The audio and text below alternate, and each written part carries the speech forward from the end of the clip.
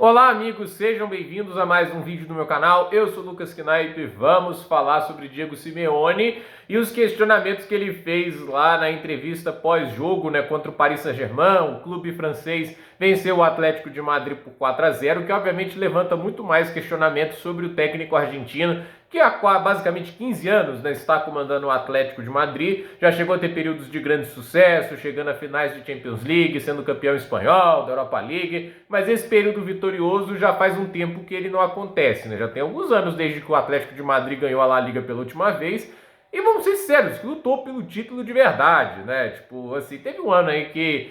o último ano foi esse, né? Quando eles foram campeões, acho que até o Sevilla chegou um certo momento a estar na luta pelo título, porque o segundo turno do Atlético de Madrid foi péssimo, colocou os outros times de volta na luta, e assim, desde então, é um time que ali vem tendo até algumas vezes mais dificuldades para ficar no top 4 do que para especialmente, como podemos dizer, lutar para tirar o título, seja de Barcelona ou Real Madrid. Esse ano, mais uma vez, não ficou próximo disso, mesmo tendo investido pesadamente em reforços. E a meu ver, tipo, o Diego Simeone chegar na coletiva de imprensa, justificar o 4-0, porque, o PSG, ele fala isso, Luiz Henrique pede um ponto, eles vão lá e gastam 70 milhões de euros para isso, né?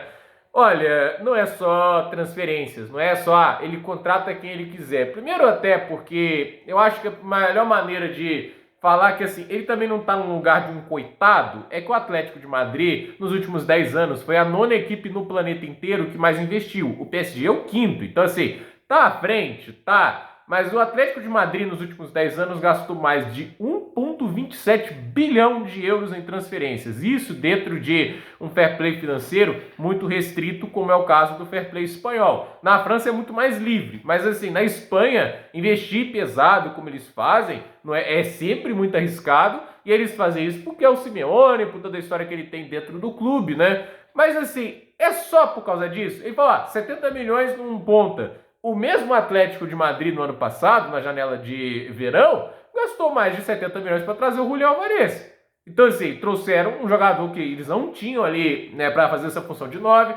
Eles gastaram mais de 40 milhões para trazer o Sorloth também, que é um jogador que ajudou bastante. Então, assim, ele não pode reclamar dessa questão de transferências. Eu acho que aí, no final, é tentar subsidiar, ou se terceirizar, melhor dizendo, né, terceirizar a culpa para o mercado de transferências, porque ele não recebe os jogadores que ele pode, e tentar, é meio Renato Gaúcho da vida, né?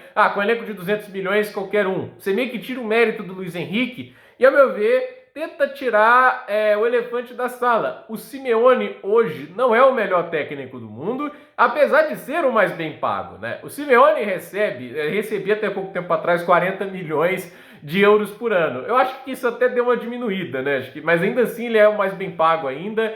E assim, se o cara recebe essa fortuna toda, ele teria que entregar taticamente mais do que o Hansi Flick, do que entregou o Carlo Ancelotti, o que ele não fez. Ele teria que entregar mais que o Pepe Guardiola. Ele tem que justificar essa grana que ele tem e não reclamar, olha, eu que recebo 30 milhões de euros por ano, não estou recebendo as transferências que eu desejo, né? Tipo, não no volume que eu desejaria. Eu sei, o clube investiu 127 milhões no João Félix, que eu não fiz dar certo, tudo bem que aí ninguém fez dar certo, né? Mas eu recebi o Julián Álvarez, eu recebi isso, recebi aquilo, mas ainda o clube não está sendo campeão, é porque não gastaram mais, né? Tipo, você recebe essa grana toda e ainda não está conseguindo ser campeão, existe também uma parte culpa sua, né? Porque assim, o Diego Simeone, a gente tem que respeitar o cara como mentalidade vencedora, um cara que motiva bem os atletas dele, que já montou equipes muito legais no futebol assim, europeu, né? Conseguiu 2 finais de Champions, isso não é pouca coisa. Mas a verdade é que é muito escancarado hoje como ele é limitado ofensivamente falando. A construção ofensiva do Atlético de Madrid nunca foi extraordinária. Um ano ou outro foi legal de se ver, mas assim, nada também de você ficar de queixo caído, né? Melhor ataque dele, 77 gols, né? Longe de ser algo brilhante. Eu acho que é impressionante que ainda existe passador de pano para Allegri e para Simeone na construção ofensiva, né? Tipo, é bom admitir que os caras sabem trabalhar a solidez defensiva, né? O Allegri fez defesas fantásticas recentemente, mas é inegável que assim, se a defesa não entregar o desempenho, o ataque não vai dar conta, entende? A gente já viu isso acontecendo antes e, a meu ver, assim, o Massimiliano Allegri, para mim, é um técnico superado no aspecto de que hoje você precisa entregar nível de ataque alto também se quiser competir no mais alto nível. Porque a gente viu contra o PSG ontem. Se a defesa não dá conta, não é o ataque que vai buscar o prejuízo.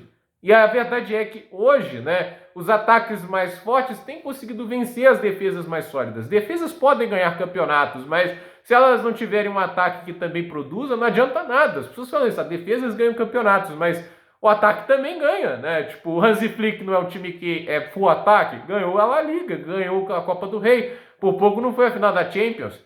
O time do Paris Saint-Germain é mais ataque do que defesa. Defende bem, pressiona bem, mas é o ataque que faz a mágica. Não à toa meteram 5-0 na Inter de Milão, colocaram eles na roda.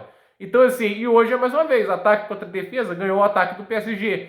O ficar na defesa e ir pro contra-ataque não machucou do jeito que ele gostaria. Então, assim, o Simeone precisa trazer algo taticamente novo antes de falar que o Luiz Henrique ganhou, porque eles investiram, sei lá, 70 milhões no Desiré Doué, no Barcola. Nem foi isso. Vale lembrar que os pontas que ele está se referindo provavelmente ao Kvaratskhelia, que ele custou 70 milhões, mas o Barcola, o Desiré Doué, o Dembélé foram 50 milhões para baixo, né?